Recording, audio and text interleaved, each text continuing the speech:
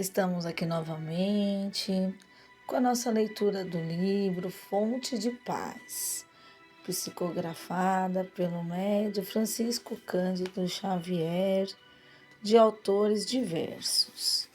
E assim, vamos pedir muita sabedoria, muito entendimento, muita paz, que nós possamos entender cada palavra, cada frase e possamos colocar o amor de Jesus todos os dias em nossa vida, para assim evoluirmos e melhorarmos sempre. E assim vamos começar a nossa leitura. Capítulo 6. O Herói.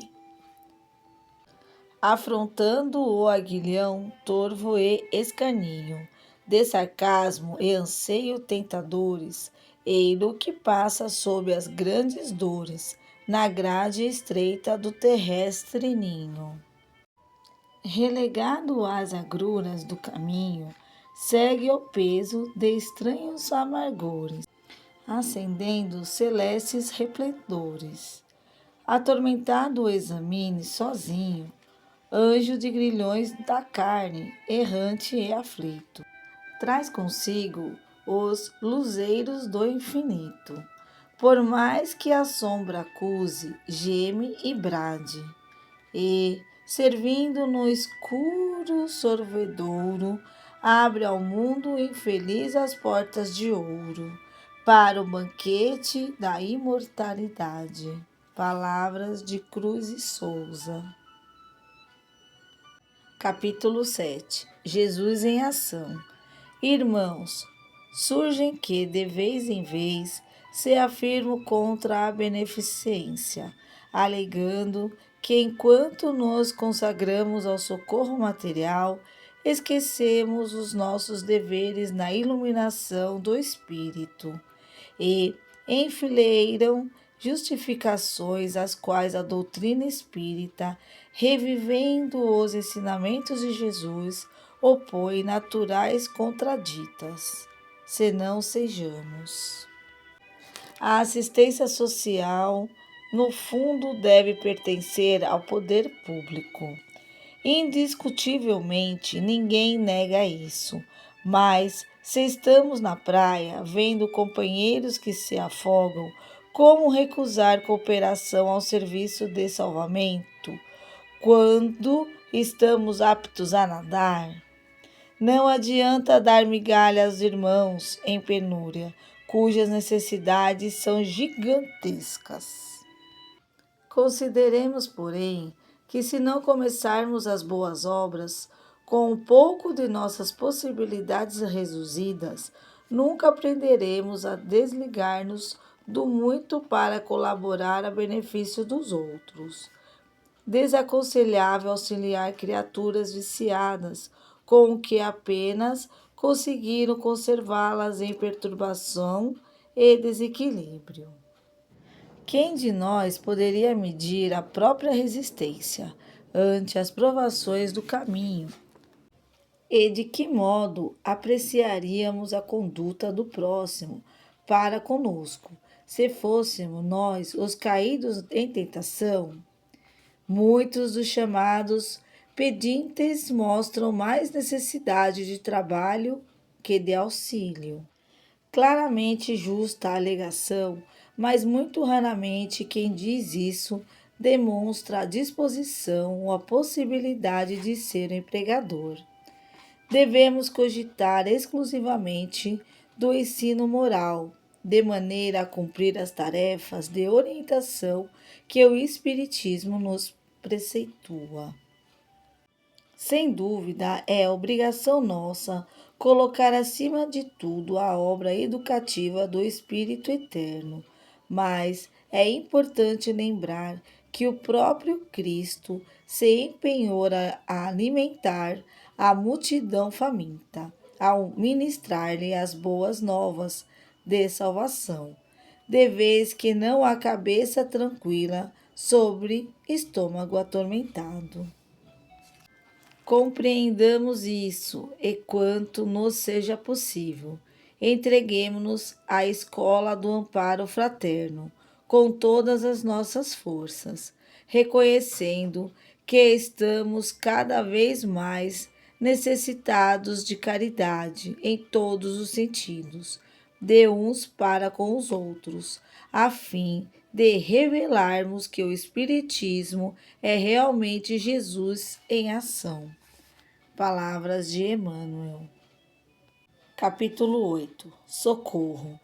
Recorda que em toda conta de tempo, vida e dever, cada dia que desponta é dia de socorrer.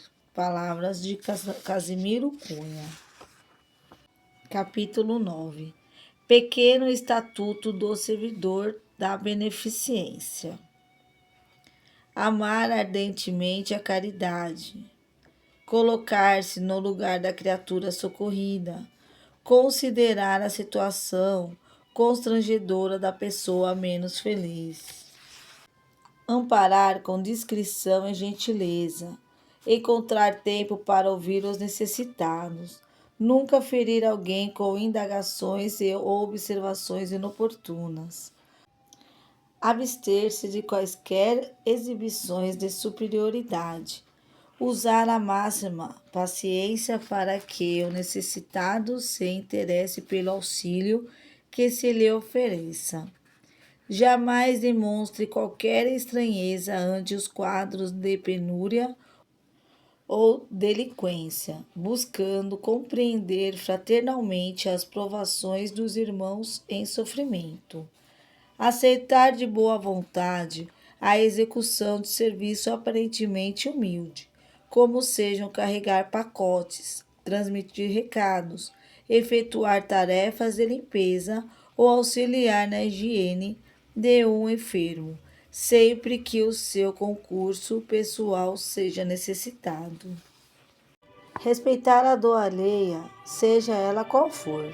Aceitar os hábitos e os pontos de vista de cada assistida, sem tentar impor as próprias ideias. Tolerar com serenidade e sem revides qualquer palavra de incompreensão ou de injúria que venha a receber. Olvidar melindres pessoais. Criar iniciativa para resolver os problemas de caráter urgente na obra assistencial. Evitar cochichos ou grupinhos para comentários de feição pejorativa. Estudar para ser mais útil. Não apenas verificar os males que encontra, mas verificar-lhe as causas que se lhes faça a supressão. Cultivar sistematicamente a bênção da oração. Admitir os necessitados não somente na condição de pessoas que se candidatam a recolher os benefícios que lhe possam prestar, mas também na qualidade de companheiros que nos fazem o favor de receber-nos a assistência, promovendo e facilitando a nossa aproximação do Cristo de Deus. Palavras de Emmanuel. Capítulo 10. Orfandade. Realmente não há desamparo diante do Senhor, mas há uma espécie de orfandade que nos convoca em toda parte. Há maiores reflexões quanto ao deveres de amparar a vida que nos cerca, referindo-nos às necessidades múltiplas que nos reclamam o esforço e a tolerância na prática efetiva do bem. Em verdade, será sempre louvável a construção de casas e refúgios, creches e hospitais, onde as crianças sem lar encontrem abrigo e medicação. Todavia, não olvidemos o mundo das criaturas inferiores e das coisas aparentemente sem importância que nos rodeiam. Aí vemos quadros inquietantes que efetivamente nos assombram e afligem. Não é somente o painel escuro do irmão em humanidade, que vagueia sem rumo, a única porta de dor a pedir nos trabalho assistencial. É também a terra empobrecida, necessitada de adubo e sementeira vivificante. É a árvore benfeitora relegada ao abandono. É a fonte intoxicada que nos solicita proteção e carinho. É a casa desmantelada, rogando atenção e limpeza.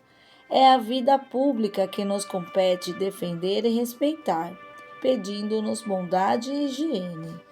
É o animal que nos auxilia, endereçado por nossa inconsequência ao cansaço, à sede e à fome, suplicando-nos alimento e repouso. É a ferramenta que sentenciamos à ferrugem e ao esquecimento prejudicial. A essa orfandade triste que nos desafia em todos os setores de luta terrestre, podemos prestar o melhor concurso, o concurso da bondade silenciosa e diligente, que nos trará a resposta do progresso e do bem-estar de todos. Não esquecer que somos responsáveis pela região de serviço que nos sustenta. Não condenes a orfandade, os instrumentos de trabalho em que a tua missão na terra se desenvolve. Cuida de assistir aos seres e às coisas do próprio caminho, com os mais elevados sentimentos do coração, e receberás a constante assistência da bondade divina, luz da vida a brilhar perenamente no caminho de todos. Palavras de Emmanuel. Capítulo 11. Tesouros. A única propriedade real na vida é aquela dos bens ou dos males que incorporamos à própria alma. Dos bens que constroem o paraíso da consciência feliz e dos males que levanta o purgatório do coração que escolhe os espinheiros do remorso por recursos de pavimentação do próprio caminho. Não te agarres ao patrimônio terrestre de que fazes o usufrutuário provisório, a fim de que aprendas no serviço e na caridade a buscar, em teu benefício, a riqueza incorruptível da luz. Basta um leve olhar ao pretérito para que reconheça a insânia de quantos passaram no mundo antes de ti, senhoreando as bênçãos do solo e devorando o suor dos semelhantes, como se o tempo e o espaço lhes pertencessem. Os museus jazem repletos das paixelas preciosas de quantos se superaram senhores exclusivos do pão, das armas fidalgas, de quantos zombaram dos direitos do próximo e da indumentária brilhante daqueles que transformaram o domínio indébito em sua feroz paixão.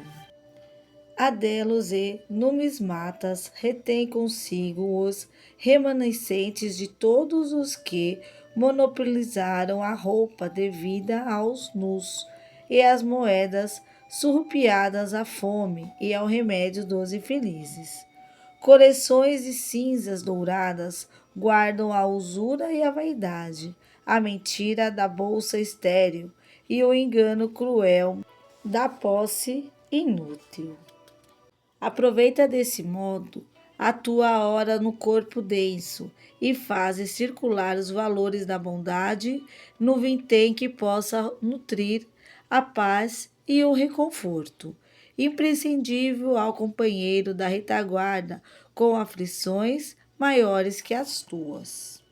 Recorda que se o onzério e o egoísta retiram a árvore e a solidão da sombra a que se afeiçoam, a alma fraterna e amiga extrai a esperança e a paz da claridade que vincula. A cobiça ajunta a prata e o ouro na terra, como quem amontoa pedras incendiadas sobre a própria cabeça, mas a fé que se consagra a Jesus em se devotando à alegria e à felicidade dos outros. Amealha para si mesma, hoje e sempre, os tesouros imperecíveis do céu. Palavras de Emmanuel. Essas foram as nossas leituras de hoje, capítulos que realmente vão nos ensinar a ter paz interior, a viver em paz com Jesus e conosco. Então vamos, a partir de hoje, melhorarmos, procurarmos ser bons, caridosos aqui na terra, para um dia chegarmos aos céus com Jesus.